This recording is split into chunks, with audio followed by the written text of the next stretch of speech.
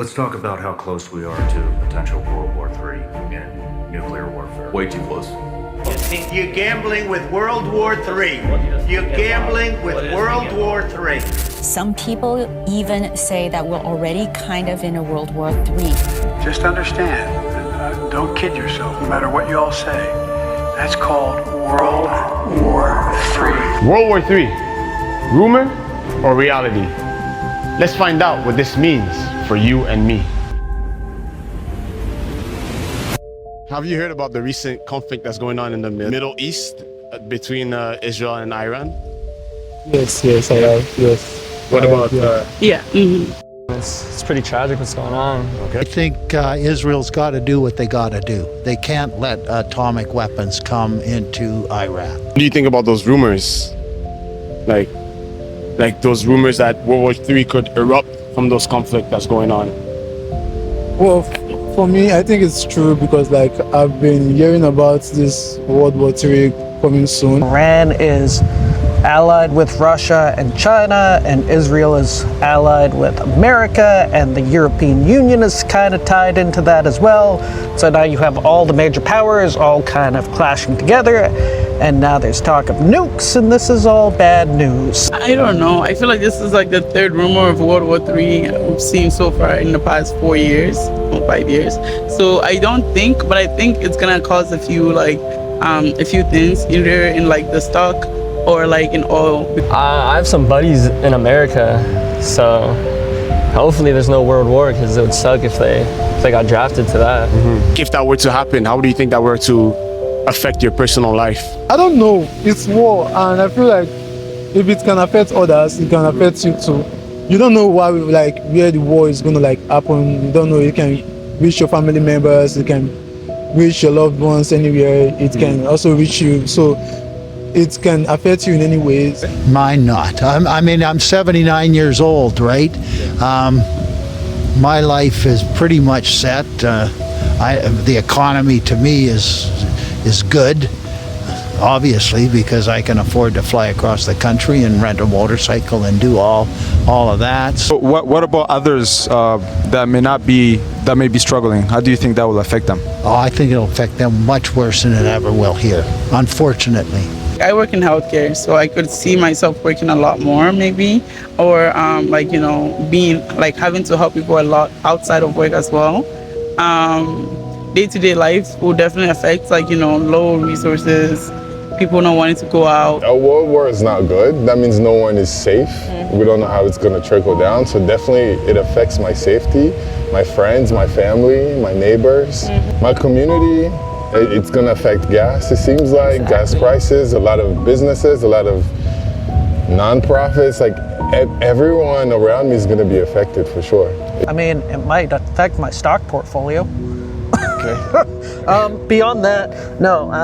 Would it affect me personally? Yeah, probably, because anytime there's the world is at war, it might not affect people directly, but it's going to affect people indirectly in ways that are hard to pin down. If a war happened, I'm sure everything would just either get destroyed or it would skyrocket, including food, gas, all of that. It'd be like a living crisis, literally and physically. Mm-hmm. So, as we've touched about World War III, rumors of that, or if it happens or not, and the intensity of wars increasing in the world, I actually have a verse that kind of relates to that point. It's in Matthew 24 verses 6, and it says, "Ye shall hear of wars and rumors of wars. See that you be not troubled, for all these things must come to pass, but the end is not yet." So what do you think about when you read that? What do you think about it? It sounds like it's a warning. The thing that's coming up in my mind is trust in God. There's a lot of terrible things happening, but it's not the end yet. So It seems like there's a higher power that's in control. For sure. Yeah, that's what I'm getting from the text. Yeah. For sure, yeah. It also shows a little bit of, what is going on right now. It's saying that there will be wars, and we're hearing it everywhere. We're hearing what's going on.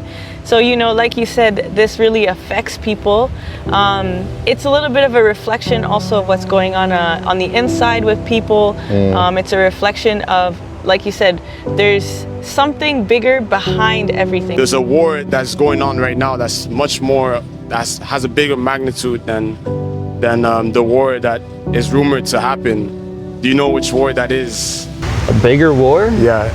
A lot of people are focused on the war that's happening in Iran and Israel and Ukraine and, you know, everywhere around the world. But people seem to not know that there's actually a bigger war that's taking place. So there's a conflict between good and evil, right? We see people, their morality is going down. You know, people are making choices. They're choosing to either be moral or not. So we see the world is shifting in many different ways, right?